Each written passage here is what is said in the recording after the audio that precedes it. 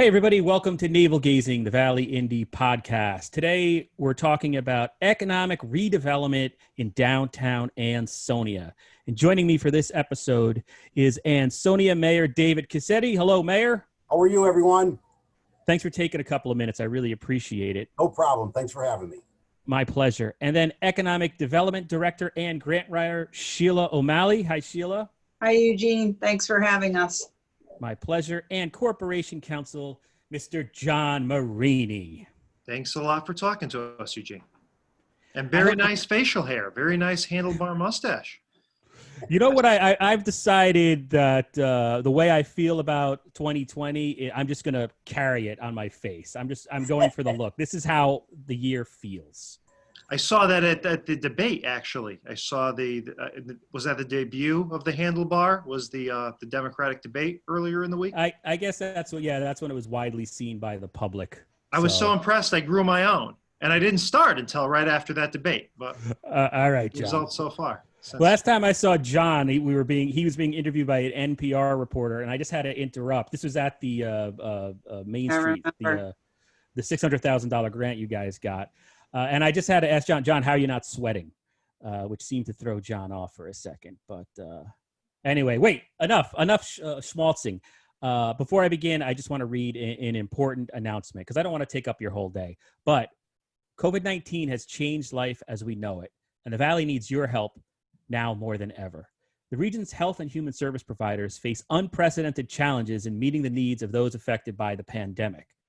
Some organizations are even at the risk of closing their doors, but you can make a difference right here in our community by joining with others in 3 ways. Give directly to Valley nonprofits, participate in the Valley United Way annual campaign, or support the Valley Community COVID-19 Response and Recovery Fund. Please visit valleyfoundation.org to learn more. So let's get right into it because you're all busy. Let's tackle 65 Main Street, which is going to be the future home of the Ansonia Police Department. In June, the Ansonia Board of Aldermen approved $3.1 million to finish the city's police station renovation, the senior center, and the community room. And that's according to an article from the Connecticut Post. A few years back, voters authorized $12 million to build a new police station on Olson Drive, but the city decided to go with downtown right in the heart of Ansonia on Main Street. But I'm going to start off with a challenging question because why not? I'm wondering, didn't the city or the administration make this conversation about getting this extra $3 million more complicated than it had to be by sort of saying when it was first introduced to the public, the idea to get $3.1 million more, that, well, it's not an underfunded project. We could finish the police station job. We have to finish these other things in there. But at the end of the day, I was under the impression that if you did not authorize an additional $3.1 million, there would be no police department on Main Street. Is that correct? Was it a little bit of spin there when it first came out? Whoever wants to tackle that. It's hard to talk about the PD without talking about the entire building, and it is complicated. So I think that's where some of the confusion came into play, because there's a lot of stuff that needs to be done to the entire building in order to accommodate the police station. And so you have to kind of talk in context when you're talking about the police station, because the building's so large, because the mechanical and electrical have to go throughout the entire building. You're actually talking about 2 floors, but you, in essence, I guess, we're talking about the police station to begin with. I mean, isn't it accurate to say it was underfunded, considering the original project wasn't on Main Street? It was to build new construction on Olson Drive. It was a completely different project. So yeah, it's entirely accurate to say that project got bigger. And when it got bigger, despite the best efforts to hold the line, it got more costly. And so I think it's 100% accurate to say, look, shifting to this new project, you're getting a lot more for the money, but we needed We needed more money to get the job done. If you took all the money and you put it into that police station floor, would you get a finished police station? Yes. But as Sheila says, you can't remove that complication. There's so much else to the building, including that tower that provides access to all floors, that it was really impossible to not talk about it in the scope of the totality of the building. Would you have had a workable police station, like if the 3.1 million had not been approved, would the police officers be able to use the new police department? With a change of scope, that would leave the other floor unusable, and that would leave the other functions. The second floor would not be renovated. It needs to be renovated. You'd have a brand new police station on the top floor, and underneath would be renovated. I know what you're I'm just saying. Yeah, what would be the police station? That's all I'm trying to ask. I guess it would be usable. There are portions of it, furniture and equipment that had to be upgraded. So that would not be able to be upgraded. So, I mean, the scope of the project would have to be tailored such that the station got done, but that none of the rest of the building got improved. Cutbacks would have to be made on items like the tower. And in terms of the police station floor, you probably wouldn't be talking about any new furniture. You probably wouldn't be talking about a lot of those modernizations, and you're going to, it would be very risky with the furniture. But would you be able to bring the police over there? At the end of the day, yes. But again, it didn't make sense to go that direction, given that, number one, you're changing the scope of what's needed for a proper police station. And number two, that entire building needed work to serve the public. Okay, and the vote, I'm sorry, go ahead, Sheila. I'm sorry, Eugene, okay. but I don't think Mayor Cassetti wanted a PD station in there with a vacant, I'm not going to speak for you, Mayor, you're on the call. No, but with a vacant renovate that bottom floor. Yeah. You needed to renovate that bottom floor. The $12 million was more than enough to do the police station, but that was based on, and they voted on Olson Drive. Since we shifted it over to Main Street, it's a bigger building, as we explained, but that bottom floor had to be renovated. It was dilapidated. It needed to be renovated. Yeah, and so let's talk. What it's being used for. Let's talk now going forward. Mayor Cassetti, why do you think it's important to have the police station at that location? And then what's the status of the construction there? When do we think the officers will actually move in and it'll be up and running? I'm anticipating by March of next year to have the grand opening, to be in there. The reason why I wanted it on Main Street is because Main Street is exploding with development. I mean, we got 200 apartments coming on. I mean, it's a walkable Main Street. Police presence is very important down on our Main Street. Okay, and then before we head into some of the other projects, I just wanted to ask in general, the COVID-19 pandemic is still with us. Yes. Although Connecticut managed to flatten the curve, and weren't as hit as hard as other places. There's still a feeling of uncertainty as we're sending our kids back to school or not. In terms of the economy and this redevelopment that is just poised to happen in Ansonia on your Main Street, is the economic impact or potential economic impact from COVID going to affect any of this? And I don't know. Oh, everything's in order. I mean, the developer's ready. He's already starting demolition. I met with a couple franchisees that want to work on the commercial buildings. They're ready to move in. I mean, no, it hasn't hampered it. Yeah, we've gotten a lot of continued, I'll let Sheila go, but we've gotten a lot of continued interest, but I want to double back to that police station project because public investment at this point is more important than ever. And so the fact that we have the ability to invest $15 million in a joint police station, community center, right in the hub of our business district that is absolutely phenomenal at this point in time. Because it's never been more needed to have public investment alongside and to continue to encourage our private investment and what our private investors are doing. And I know Sheila could talk a lot to the continued interest of investors in our downtown and city on the whole. Yeah, explain that to me, Sheila, because I sit here as an ignoramus. I mean, I'm just a reporter, a local news reporter. But I'm confused as to how the economy, jobs and construction can happen when we're also hearing that businesses might go out. So help me Yeah, understand. on the, on the flip side of things, you have a lot of people who are looking for work and a lot of people who are going to be competitively bidding on developers' projects. So they're getting labor cheaper, they're getting cheaper prices, so they're more willing to move quickly in order to take advantage of that. I agree with you. I mean, I think you're going to see long-term effects, and you're not going to realize them for a while. But right now, it's almost incredible that development is continuing and happening and moving quickly. Like we're putting projects out to bid. The developers are, as the mayor and John said, the developers are starting internal demolition, partial demolition on our buildings. And they're willing to go forward. I mean, they may be a little bit unusual in that it's their money and they move at their pace. A lot of people rely on banks and so forth to free up the money to move forward with the projects. But our project's already in motion.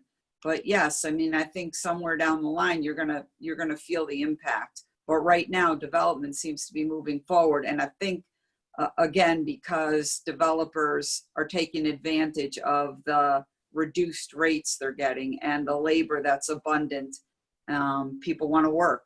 They want to get back to work, and a lot of them have lost their jobs or are looking for new work. So I think that plays in our favor. And we want to show as well the investors that the city has skin in the game as well. And 65 Main Street certainly speaks to that. The way that we structured our agreement with Shaw for the ATP Palmer and Farrell Process Lab, that speaks to our ability, I think, to work with them to understand the obstacles they have to meet. And also the SHW building, the city's agreement to actually take that property and work with the state and federal government to get it assessed and remediated and eventually demoed. The city is very much a present partner for developers and business owners here in the city. We want it to continue despite what obviously some very, very trying times out there. And then in terms of, say, the ATP building, that's 497 East Main Street. And you mentioned the Farrell former processing lab, which is right next to it. And then the Palmer building.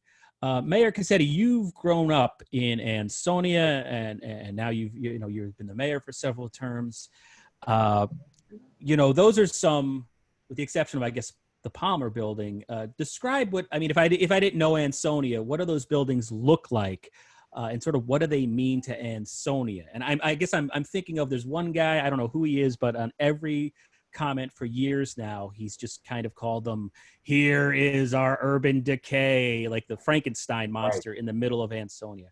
So go ahead. Yeah, well, the processing lab at one time up until the mid 70s was very busy. I mean, it was what it was called, the processing lab. The ATP and Palmer building had the hat company in there. And then they decided, after they went out of business, to sell that. And I remember Duke Realty was going to buy it, or they did put something down, but nothing ever came to fruition. I mean, they didn't do anything with it. So now under my administration, I said, we really got to, get this out to bid and get apartments. We need a walk in Main Street. I'm working now on the rail station working with MTA to see about getting a new rail station, because as these apartments go online, people are going to be going by the train down to the Westchester County and Bridgeport and Fairfield County to work. So these apartments are what was needed here in Ansonia at this time. And to the mayor's point, the Palmer building at 153 Main Street. Right. I mean, again, the bottom floor was the senior center, or still is at the moment, the senior center. Jody Gill, who launched the Valley Indy with me, it seems like 1,000 years ago. In 2014, she did a story on the Palmer building, and she described the fourth floor. There were 12 unfinished shower stalls littered with cigarette butts, almost 25 years after being installed for what was supposed to be a fitness center. At East Main Street, 497 East Main Street, the ATP building. It looked as if the former owners had just abandoned it because there were still hats and sewing machines. Combined square footage of 99,000 square feet. And then she had this the list of proposed businesses over the years. It was supposed to be these buildings, one or the other, I don't know which, an incubator office space for startup companies, artist lofts, a fitness center, city offices, a community college annex, upscale condos. I think that was the Duke plan that never went anywhere. Right, that was the Duke plan. More artist lofts. I mean, it almost seemed like these buildings were cursed at one point. So let's switch the processing lab, because I've read about what's going on there. Who owns that building? What's the deal that was made? If somebody could bring me up to speed there. So Eugene, that's all part and parcel of the ATP Palmer project.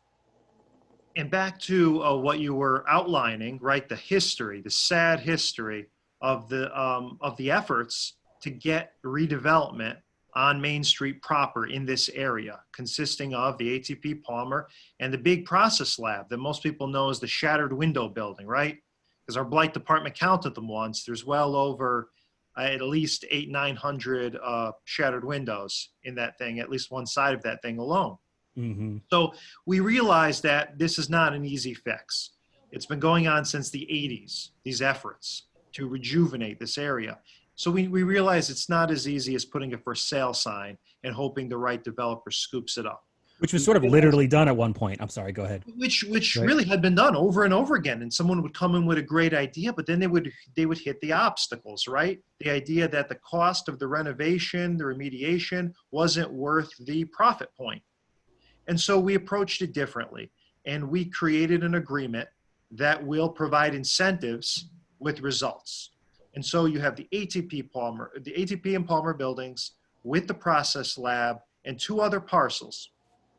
Shaw Development now owns them, and they have the ability to develop these parcels within 5 years and unlock some very significant tax incentives. But if they fail to do so, if they fail to do it on that timeline, then the city properties revert back to the city, and there are consequences. So we basically have an agreement that incentivizes results, but that protects the city in the meantime. It's a lot more of a creative effort here, but we understand the history. We understand that this is no easy feat of just finding the right person. This is a need for the city to recognize that there are obstacles to development in this area, and we need to work together with our developers to overcome them. That's exactly what Sheila, as Economic Development Director, has specialized in, and what the mayor has pushed, that philosophy big time. The city needs skin in the game.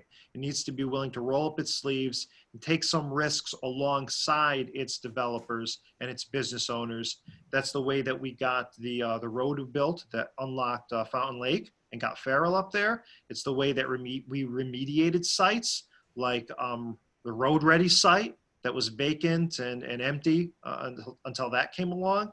And it's the way we're going to get demolition or remediation done on Copper and Brass. But this project is basically more than ATP Palmer. It's ATP Palmer and all of those Farrell buildings, and it's a 5-year project at most. And then in terms of, so Palmer and ATP were owned by the city, right? Those were city-owned properties. Yeah. So did you sell them, or how did that work out? How are they transferring to Shaw?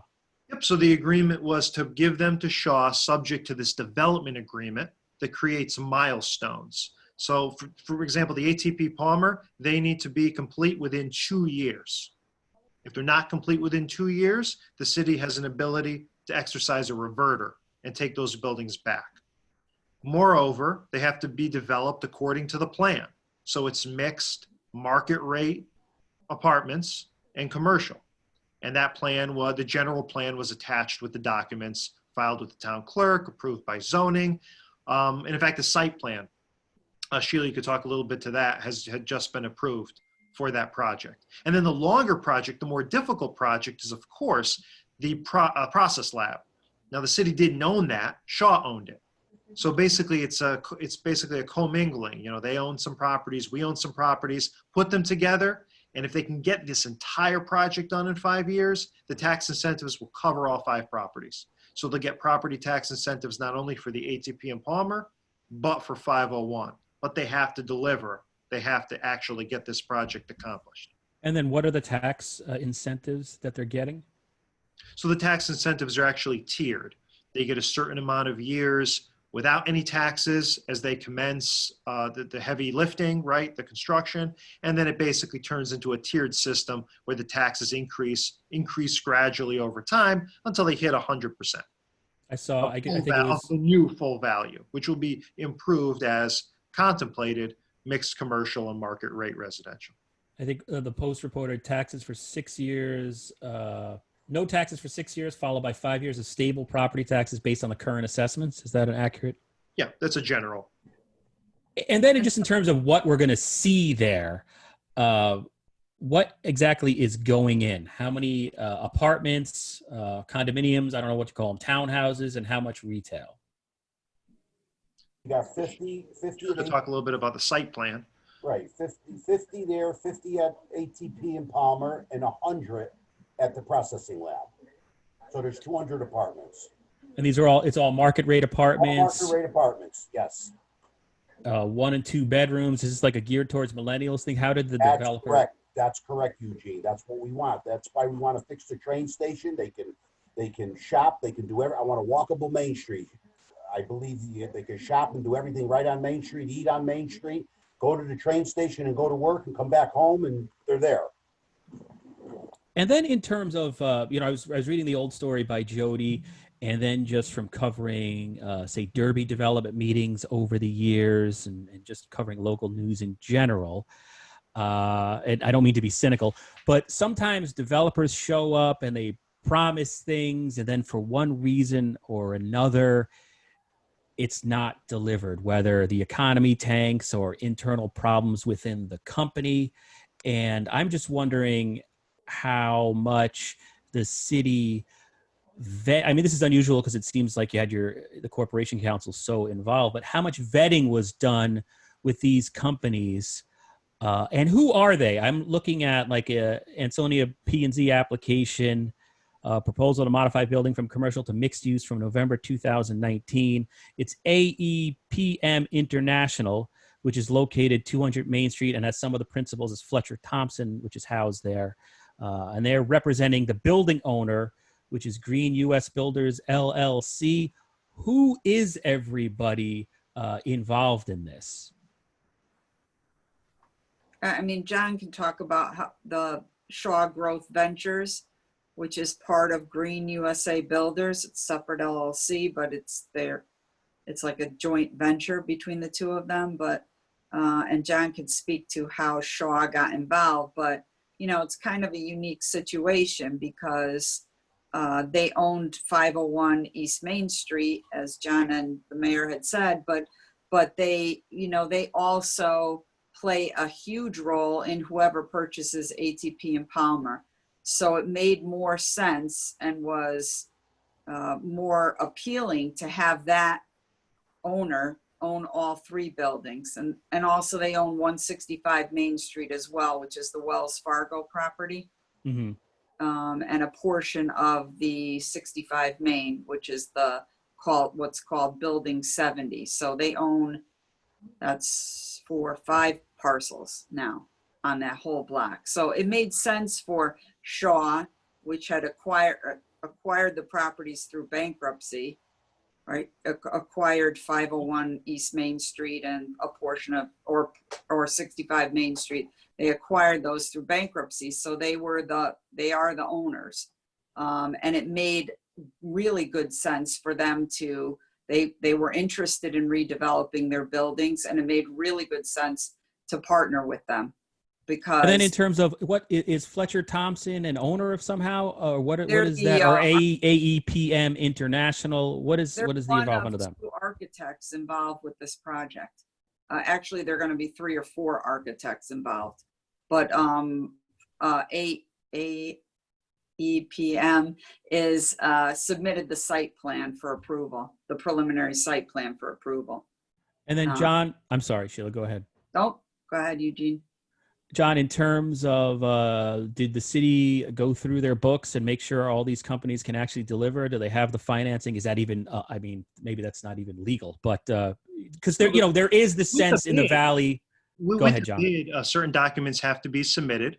As Sheila said, we had a situation here with a pre-existing owner. and not only a pre-existing owner of one property, but of several significant properties right in the heart of the downtown. Now remember, there was a bit of an adversarial relationship between the city and Shaw as we took their building. We used eminent domain to force the fair market value sale of 65 Main Street, the police station building, right? So what we were looking at was a situation where the city could continue an adversarial relationship. We could, we could take the process lab through more eminent domain, or we could wait around for Shaw to develop. They expressed a desire to move forward with a commercial development. They stated that that was their goal in the area. Or we can go a third way, which was to see if we could work together. And the idea was they have strategically important space, and a large amount of it, downtown. We have the ATP Palmer buildings, which aren't going to go anywhere as long as there's a giant, dilapidated, blighted property next door. That's No one's going to buy it. That's what turned First off. question always, yeah, their first question looking at the ATP Palmer building was, well, who the heck owns that other building next door? Right. You know, how many hundreds and hundreds of windows smashed out, rebar sticking out of the ceiling, trees growing through the roof. Whose responsibility is that? And of course, it's Shaw. So we kind of thought, listen, let's create an incentive here that would allow Shaw to move forward and be successful, but that would also allow us to meet our goals, which is the redevelopment of this entire zone. But also let's have protections in place because, Eugene, you're right. You never know who you are. Even the companies with the best balance sheets, right, out there may not have the same goals as a city. You know, that they may not be able to deliver. So the idea is, how do we form a partnership that incentivizes results, but at the same time protects the city and the residents? If it works out, everybody wins. If it doesn't work out, we take the buildings back and make another effort.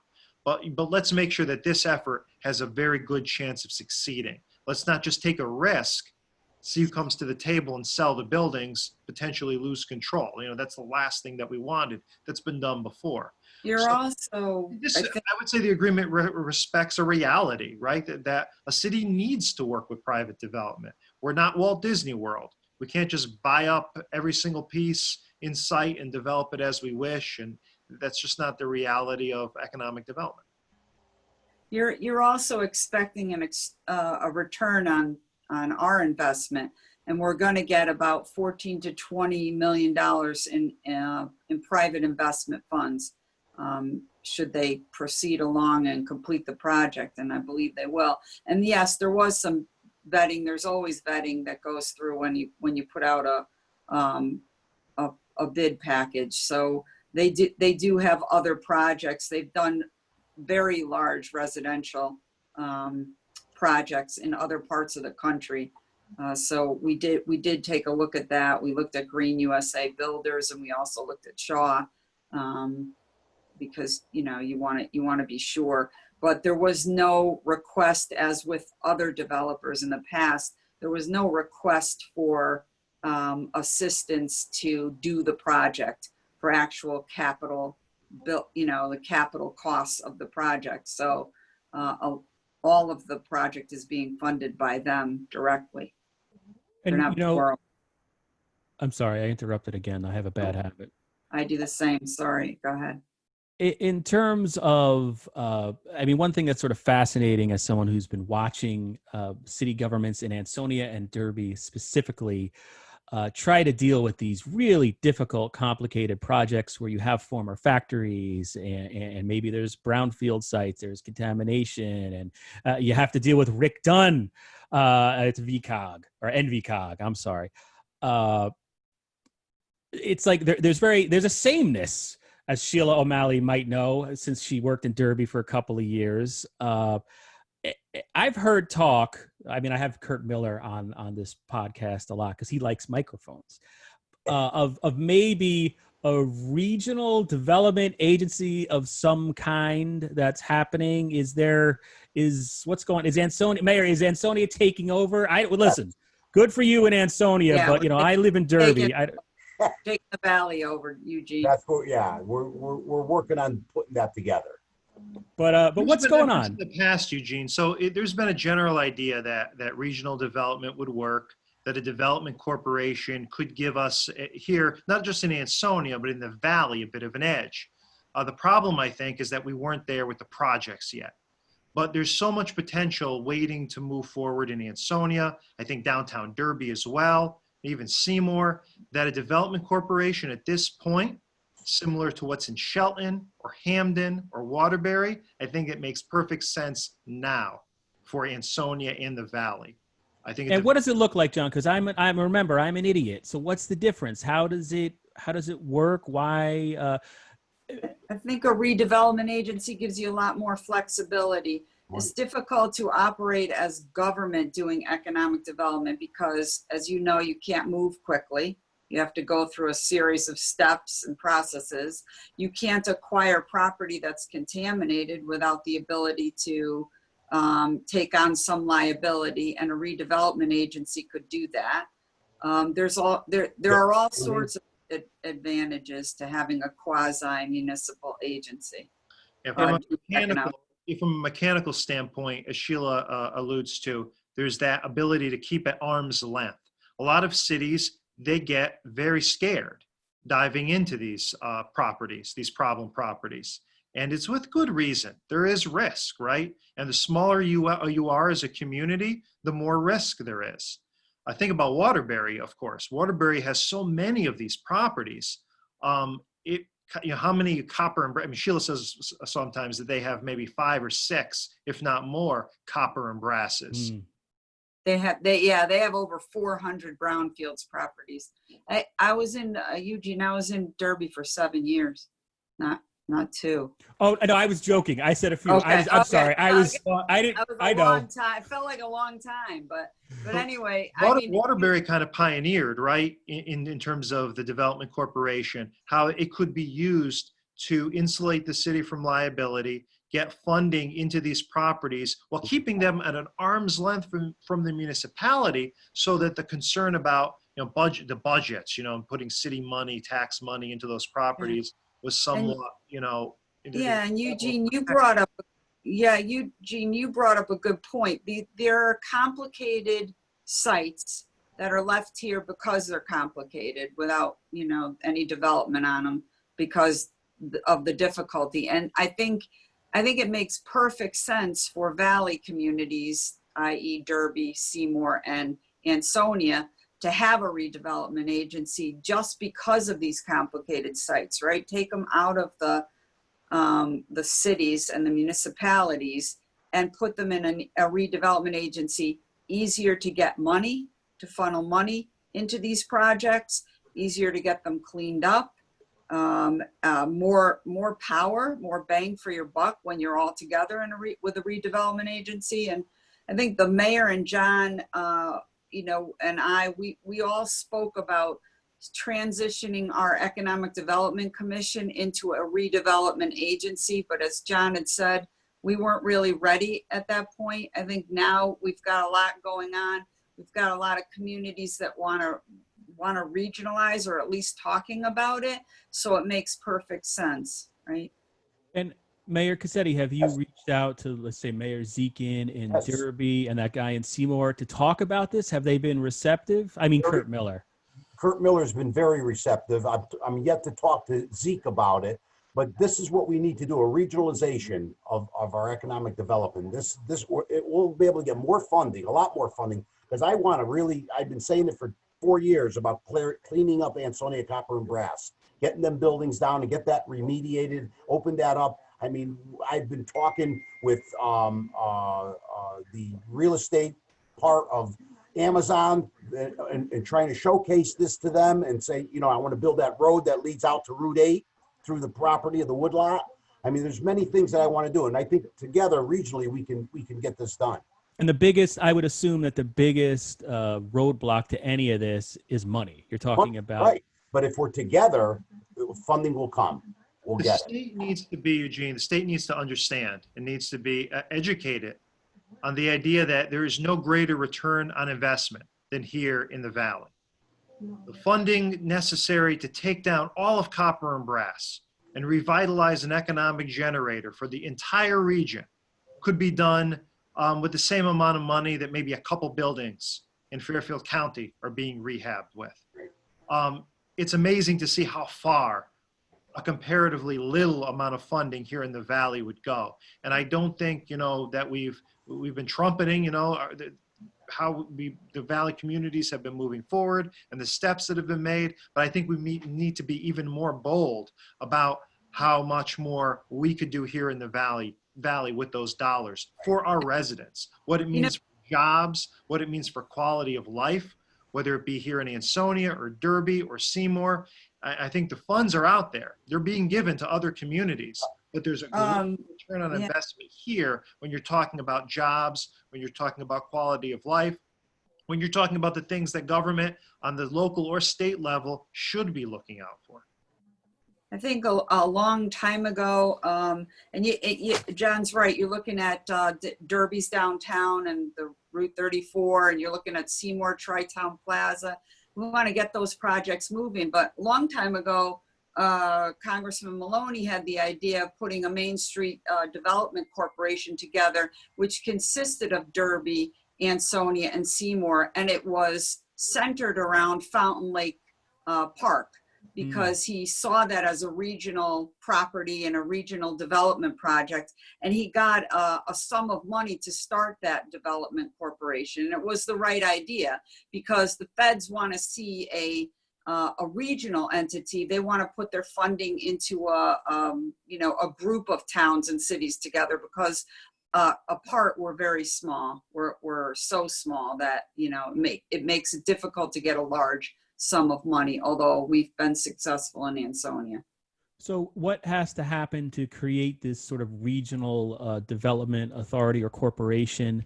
And I mean, who do you hire to be the executive director? What are the next steps for this to happen? I think dialogue is the next step, because certainly a development corporation could work for just Ansonia, but we really feel that a regional corporation makes more sense, especially because one town's project truly does impact across the board, across the Valley. So I think it's that dialogue that's continuing, getting the idea out there, getting input from the other municipal executives. And then if it moves forward, it would be the creation of a legal entity. What form that takes, I think, is going to be the result of the collaboration between the municipalities. And I think Seymour and Ansonia already had started that process. We had conversations, and we talked to the EDC, and they agreed that probably it would be a stronger case to be made to do it collectively. And so that was a good starting point, I believe. Okay. Well, we're pretty much out of time at this point. I mean, we're not really, but I'm just arbitrarily saying that because it gets to a certain point. But I just wanted to ask the three of you, in terms of, COVID-19. I'm stealing this from CCM does a radio show on New Haven, and they asked the mayor of New Haven whether it's different to be sort of governing and trying to run a city in the middle of these insane times. So, Mayor Cassetti, I just want to ask you, what new challenges or how has your daily routine changed? Are people coming to you with different concerns? Because obviously people are still very much worried about COVID-19, especially as the school year approaches. So how has it changed, if at all, your approach to how to get things done? I'm not able to meet with the people, but I got to tell you, Eugene, that this door in back of me is always open. And people come and go through this door, even though my staff says don't let the people in. With their masks on, they come in with their masks.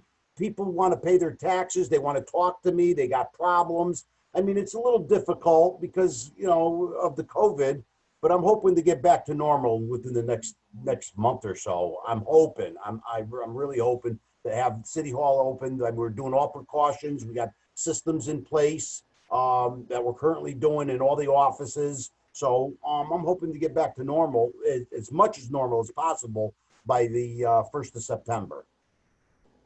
Okay, that's good to hear. And John and Sheila, is there anything you wanted to add to that? I know it's an odd question, but I thought CCM asked it, so why not? Why can't I?